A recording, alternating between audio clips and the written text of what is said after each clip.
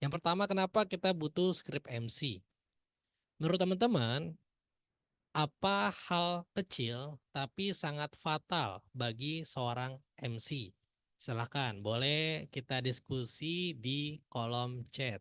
Monggo, yang bisa jawab, silakan dijawab. Yang lagi santai, tidak ada banyak kegiatan, silakan.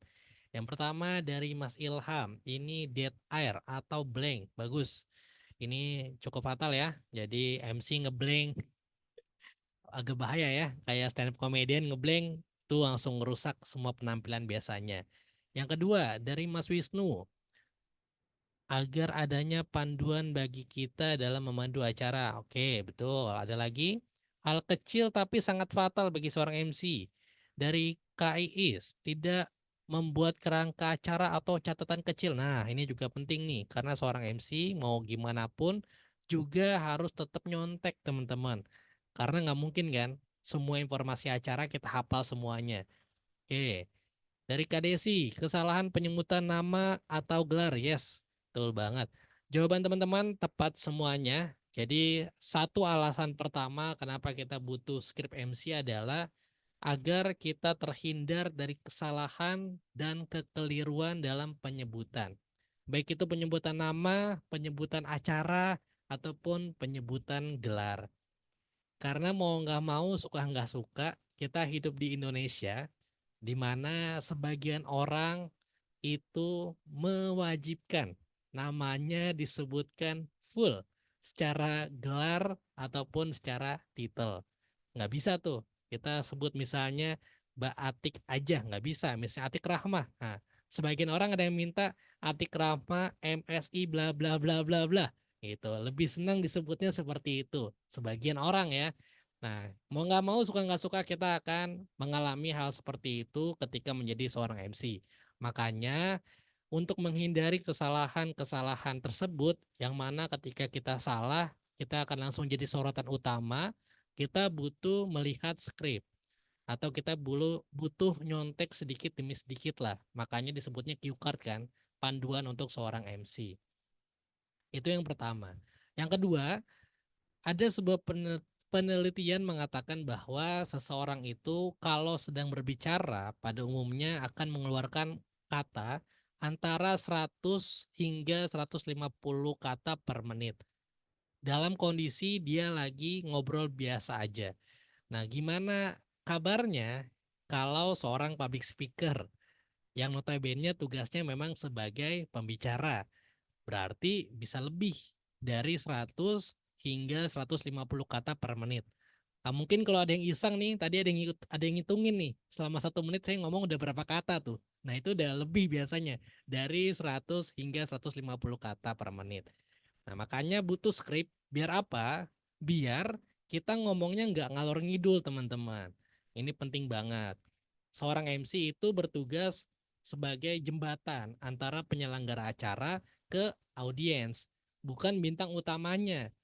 Jadi ada posisi di mana kita seorang MC itu nggak perlu ngomong banyak di opening. Nah, itu biasanya acara formal tuh. Kita dikasih waktu tuh singkat, 3 sampai 5 menit biasanya untuk opening MC formal. Jadi kita biar nggak lewat dari waktu yang telah ditentukan, tentu kita harus menyusun nih. Kira-kira di awal kita ngomong apa, selanjutnya apa, sampai nanti kita mempersilahkan mungkin ada pembukaan dengan sambutan atau dengan doa. Nah, makanya penting diatur dalam skrip biar selama waktu yang telah ditetapkan 3 menit itu kita ngomongnya rapi dan tidak lebih dari yang telah ditentukan. Itulah alasan kedua kenapa kita butuh skrip, agar apa yang kita bicarakan lebih teratur dan terstruktur.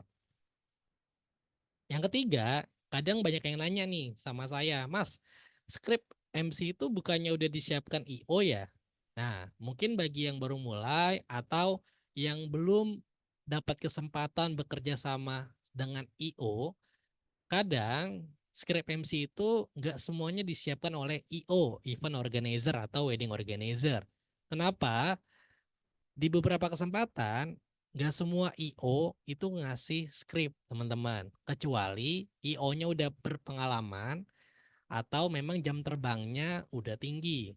Nah, tapi kalau misalnya IO-nya ini internal, panitia internal, biasanya cuma dikasih rundown acara. Mungkin teman-teman juga ngalamin dan ngerasain di mana kita disuruh membawakan acara, cuma dikasih rundown acara. Nggak disiapkan skripnya sebagai panduan kita untuk menjadi seorang MC.